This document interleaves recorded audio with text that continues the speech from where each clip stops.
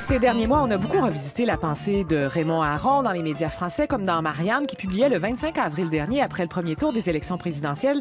La phrase de Raymond Aron n'a jamais été si pertinente. Voter, ce n'est pas choisir entre le bien et le mal, mais entre le préférable et le détestable. Nous y sommes. En 1955, le philosophe et sociologue Raymond Aron publiait L'opium des intellectuels, une condamnation de l'adhésion de ses pairs à une philosophie totalitaire. En compagnie de Guillermo Oreano, chercheur au Centre d'études et de recherche internationale de l'Université de Montréal, ce qu'on appelle le Cérium. Guillermo, nous allons aujourd'hui nous intéresser à la pertinence de la pensée de Raymond Aron. Vous avez dit qu'il a eu une vie au sommet. Il est mort en 83, Raymond Aron. Tout à fait. Oui. Il va avoir une vie au sommet du journalisme. Il va écrire plus de 400 éditoriaux pour l'Express et le Figaro. On l'oublie également, mais il fonde avec Sartre Les Temps modernes, une revue qui a marqué toute une époque et la vie intellectuelle française. T'es allé à l'école avec Sartre, d'ailleurs. Ils sont allés à l'école normale supérieure ensemble. Ils ont été des grands amis et puis ils se sont disputés au moment de la rupture avec les Temps modernes. Exact. Mais il va être au sommet également de l'enseignement supérieur en France. Il va être dans toutes les grandes écoles. Il va être le professeur ou le directeur de thèse de Touraine, de Bourdieu, de Kissinger. Il sera un auteur hyper prolifique. Il va écrire des livres qui font encore école en histoire, en philosophie, en économie, en géopolitique et en sciences politiques. C'est l'un des premiers journalistes français à vraiment s'intéresser aux questions internationales, à son époque aussi. Tout à fait. La guerre aussi. Et il va être dans toutes les grandes controverses. Il va écrire dans tous les journaux de la France libre depuis l'Angleterre où il s'est réfugié à côté de De Gaulle. Ben oui. Mais il va être toujours au sommet, mais par la marge, parce que c'est un intellectuel qui ne pardonne pas.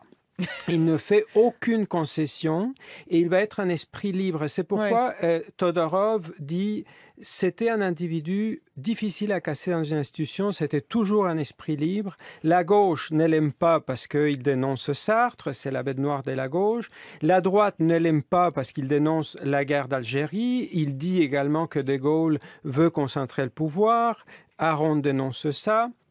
Les universitaires lui disent il manque de rigueur, il est trop proche des journalistes. Ça, on dit ça souvent des gens qui font pas partie des cercles universitaires. Tout à fait, tout à fait. Et les journalistes disent souvent, c'est pas un éditorial, c'est un cours de Sorbonne. Donc, il est envié parce qu'il a une plume absolument extraordinaire et à chaque fois, s'il publie un livre universitaire, il respecte tout à fait les normes de l'édition savante et quand il fait un éditorial, c'est tout à fait un éditorial journalistique. On a peur de lui parce que c'est un esprit libre et sans concession.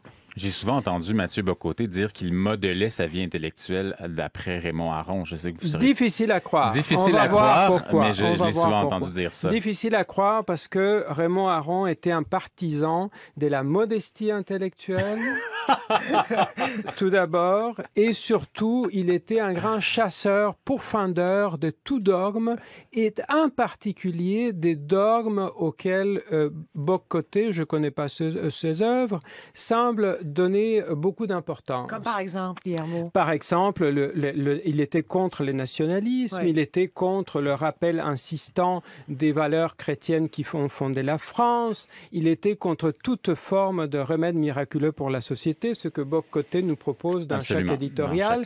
Et surtout, il était contre le fait de monter une minorité en ennemi du peuple, ce qu'on a lu dans beaucoup. Mais il y a beaucoup plus que ça. C'est-à-dire, la première leçon, ce qui nous reste de Raymond Aron, c'est qu'il faut s'affranchir des dogmes, il faut être un esprit libre et il ne faut pas croire qu'on peut avoir une solution miracle aux maux de la société. Je me permets de lire une citation. Il y a un mot difficile à sortir, mais je vais essayer de le sortir.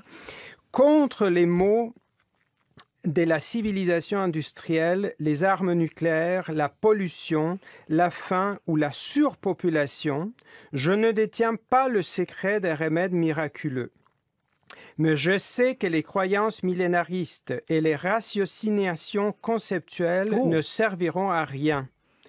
Je préfère, dit Raymond Aron en conclusion, je préfère l'expérience, le savoir et la modestie. La modestie. Ça, c'est intéressant parce que Dieu sait que ça manque à l'heure actuelle, la modestie. Tout à fait. Et il dit, en lien avec ça, deuxième grande leçon, la liberté vient avec la responsabilité et particulièrement chez les intellectuels. Intellectuels, il dit, pensez toujours que vos mots, vos écrits peuvent inspirer des actions et on a... et soyez responsable des actions que vous inspirez. Tout à fait. Au lieu de vous en dédouaner, comme on l'a vu au Québec là, récemment. Exactement, pour l'attaque contre la mosquée ou les radios poubelles, mais également certains éditorialistes se sont dédouanés très rapidement, certains chroniqueurs. Mais ils n'ont pas, en tout cas. Et encore, une chose très importante, il va dire, pensez non seulement à ceux qui se dédouanent rapidement, mais il y en a encore qui n'ont aucun remords, aucune culpabilité, et il cite notamment Jean-Paul Sartre. Oui, bon, alors il a été... très dur envers Jean-Paul Sartre. Rappelons que Sartre, assez rapidement, s'est rangé du côté des communistes. Et bon, il y a eu toute l'arrivée au pouvoir de Mao, soutenu par Sartre et Simone de Beauvoir. Ils ont mal paru à cette époque-là, Guillermo. Et Staline. Ils ont défendu pendant très longtemps, jusqu'aux dénonciations de Khrouchtchev. Ils ont et après, des groupuscules, ils ont défendu Castro dans sa mouvance la plus autoritaire, la plus totalitaire, même d'après certains. C'est ça qu'ils dénoncent, en fait. Tout à fait. C'est d'en tenir à une ligne à tout prix. Tout à fait. Et il dit très clairement, ça c'est la troisième leçon qu'on peut retenir, on tient une ligne à tout prix, on est dogmatique quand on manque de culture générale. Et dans les... dire que Jean-Paul Sartre manquait de culture générale. Il a mis la puissance de son imagination, dit Raymond Aron, pour cacher les dérives d'un régime. S'il avait comparé, s'il avait utilisé de son érudition à bon escient, s'il n'avait pas été, il ne s'était pas porté un juge qui, de façon catégorique des hommes et des événements, Sartre aurait pu contribuer à la liberté. La liberté, ce qu'il appelait la liberté Aron, c'était pas une idée, un concept vague, c'est la liberté telle que nous la connaissons comme expérience historique après la Deuxième Guerre mondiale, après l'expérience concentrationnaire, après Auschwitz, après Staline. C'est ça la liberté pour Aron. Et c'est ça la liberté qu'il faut défendre. Et il ne voit pas Sartre défendre cette liberté. Et donc, culture générale, il faut en avoir pour ne pas publier, comme il le dit, des livres qui ne nous apprennent rien, pour ne pas émettre de jugements catégoriques, pour ne pas faire un usage erratique des citations. Mais il serait tellement malheureux aujourd'hui. C'est ce que j'allais dire. Parce que comment la pensée d'Aron peut nous éclairer sur ce qui est en train de se passer, où franchement on assiste à une réduction du langage de toutes les façons possibles, tout à fait, auquel contribuent largement les médias sociaux. On n'est plus à cette époque où les éditoriaux, par exemple, pouvaient mettre des heures à s'écrire, étaient très élaborés. Aujourd'hui, les gens, et d'ailleurs Emmanuel Macron, ça m'a frappé, s'en est vanté au lendemain de sa victoire, ou au moment de la campagne électorale, il a dit, mon avantage, parce qu'il était maltraité par certains médias, c'est que les gens ne lisent plus les articles, ils ne s'intéressent qu'aux titres. Et il n'y a pas tard. Non, il n'y a pas tard. Il y a des enquêtes qui ont été menées récemment qui le prouvent. Tout à fait. Il y a un néologiste qui dit titrologuer. Alors, on ne dialogue plus, on prend les titres et on titrologue.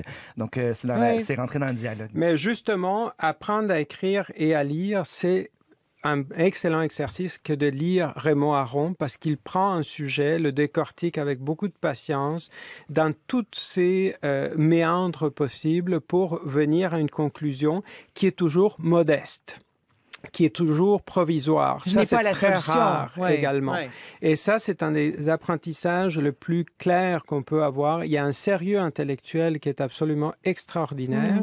Et si beaucoup de ces écrits sont très circonstanciés, sont très collés à la réalité, à un débat très franco-français, déjà, les lire, c'est un apprentissage magnifique. Comment bien écrire sans faire difficile, sans parler d'une voix perchée pour faire savant, sans etc. être condescendant. Sans être condescendant.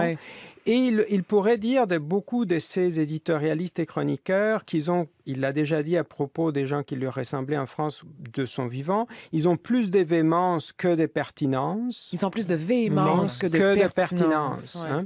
Ça, c'est les titres, ça, c'est quand on dialogue à partir des titres et on ne va pas en profondeur dans les sujets.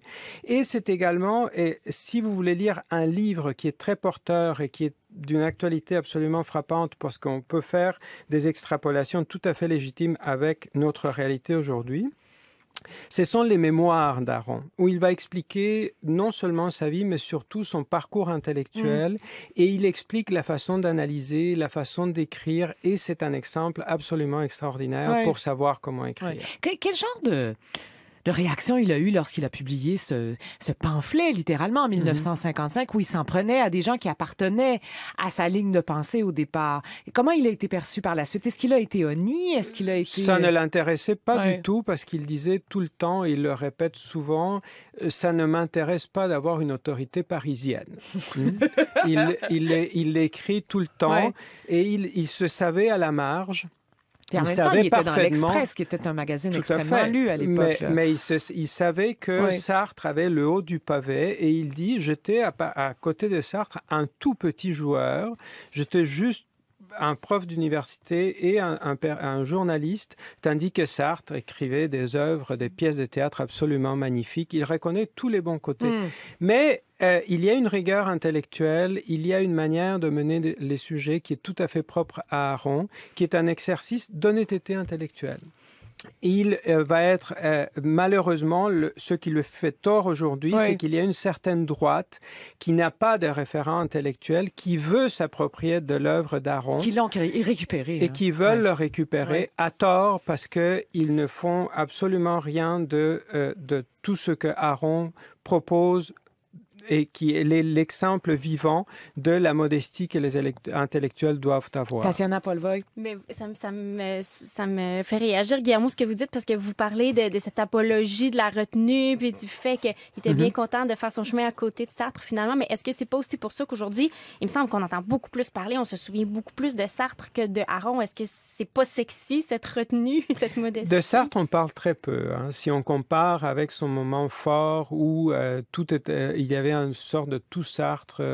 Aujourd'hui, dans les milieux universitaires, je suis sûr que si on regarde les syllabus, Sartre est disparu. On le voit même dans les cours sur l'idéologie. Autrefois, à la limite, il appartient à la culture populaire, Sartre, aujourd'hui. Il appartient plus à la vie académique. Dans les cours universitaires, je me pose sérieusement la question. C'est un de ces auteurs qui, à un moment donné, était donné partout. Ses écrits sur la Révolution, sur le marxisme, les années 70, et qui est aujourd'hui largement... Contrairement à Simone de Beauvoir, qui est, à mon sens, beaucoup plus étudiée. Oui et non. On a eu cette Ouais. conversation-là et on a réalisé avec des chercheurs femmes, effectivement, qu'elle est beaucoup moins prisée des jeunes générations féministes. Pourquoi on a honni Sartre? Ça a à voir avec son appartenance à Mao? C'est très difficile. Mao, Staline, Castro, ça vous fait... c'est pas une belle jambe. Difficile. Et on peut ressortir des écrits et des anecdotes. Et surtout, je pense aussi Beauvoir et Sartre, ce qui rend mal à l'aise, c'est qu'il y a eu beaucoup de biographies des gens qui étaient qui sont très négatives. Ils se sont servis de leurs amants, hommes et femmes, de façon pratiquement jetable, sauf dans le cas de Lanzmann, qui a écrit, c'est l'auteur de ce film célèbre sur l'Holocauste et du lièvre en Patagonie. Mais sinon, ils ont été attaqués pour tous les gens qui ont des mauvais souvenirs plutôt que des bons souvenirs. Guillermo Oreano, si on veut lire Raymond Aron, on commence par quoi? Les mémoires, l'édition intégrale de 2010, et non pas la vieille édition en 2 volumes parce qu'elle n'est pas complète. Merci beaucoup, Guillermo Oreano.